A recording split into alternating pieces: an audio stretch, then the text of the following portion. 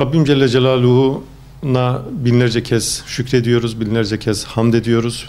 Bir Ramazan-ı Şerif'i tekrar idrak etmeyi bizlere nasip eyledi.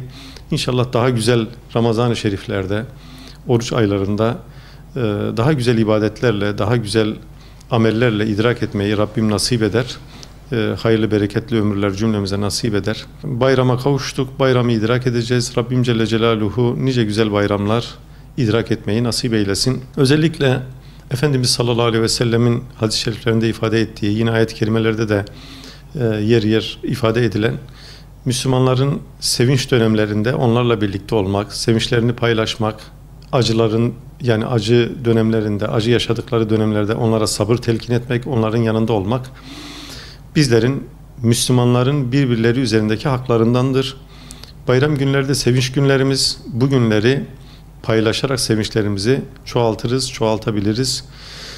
Özellikle günümüzde çokça ihmal edilen konulardan birisi yaşlıların ziyareti ya da kimsesizlerin ziyareti. Çünkü maalesef teknoloji ilerledikçe, iletişim olanakları geliştikçe daha çok görüşme, daha çok iletişim içerisinde olma gibi bir şey gerekirken tam tersi bir durum söz konusu. Teknoloji ilerledikçe iletişimimiz daha çok zayıflıyor, iletişimimiz daha çok azalıyor. Çoğu zaman erteleye işte anne babayı bugün ziyaret ederim, yarın ziyaret ederim, gelecek bayrama giderim, bir sonraki bayrama giderim gibi bir geriye dönüp baktığımız zaman çok uzun bir süre geçmiş olduğunu görüyoruz.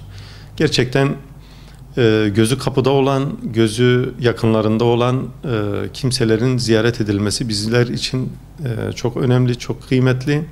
Aynı zamanda Kur'an-ı Kerim'de Rabbimizin sıla-i rahim diye ifade ettiği yakınların gözetilmesi konusu bir anlamda farz olarak Cenab-ı Allah'ın bir emir olarak bize telakki ettiği önemli hususlardan. Bunu mümkün mertebe bayramlar buna bir vesile, bayramlarda bunu yerine getirmemizde fayda var. Bir diğer önemli husus varsa kırgınlıklar ve dargınlıklar, bunları da bayramda bitirmek yine önemli bir konu. Çünkü bayramlar birçok şeyi rahat tolere edebilme, birçok dargınlığı ortadan kaldırabilme için çok güzel vesileler. Birisinin kapısını çaldığınız zaman, bayramını tebrik ettiğiniz zaman çok önemli, çok büyük bir adım atmış olabiliyoruz. Daha önceden yaşamış olduğumuz kırgınlıklar o bir selamla, bir bayramlaşmayla, bir adımla gerçekten azalabiliyor, bitebiliyor. İyi niyetli, samimi bir şekilde bunu ifade ettiğimiz zaman Cenab-ı Allah da rahmetini, bu konuda kolaylığını bizlere ihsan edecektir.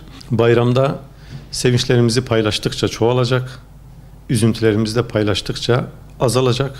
Bu bilinçle inşallah bayramı güzel bir şekilde idrak edip yakınlarımızı, muhtaçları ve özellikle yakınlarımızdan kimsesiz olanları, yaşlı olanları ziyaret etmeyi ihmal etmeyelim. Bu hem Rabbimizin emri, hem Peygamber Efendimiz sallallahu aleyhi ve sellemin emri, hem de bizlerin bir insan olarak, bir Müslüman olarak vazifesi, görevi.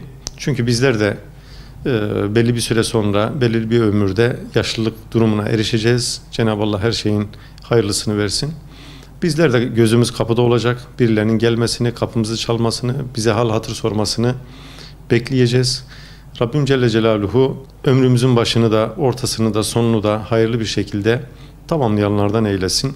Bayramı en güzel şekilde idrak edip nice güzel bayram sabahlarına ulaşmayı cümlemize nasip eylesin. Gazze'deki ve dünyada zulüm altında olan diğer coğrafyalardaki kardeşlerimize de bayramı bayram gibi idrak etme ortamı, özgürlüğü nasip eylesin. O zalimlere de bir an önce Kahhar ismi şerifiyle kahru perişan eylesin. Çünkü zulüm yeryüzünde hiçbir zaman kalıcı değil.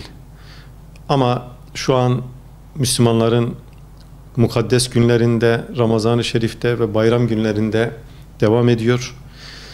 Rabbimizden temennimiz inşallah bunun bir an önce son bulması ve bir sonraki bayramımızı da inşallah özgür bir Kudüs'te, özgür bir Filistin'de ve özgür bir Gazze'de kutlamamız dileğiyle hepinizi Allah'a emanet ediyorum.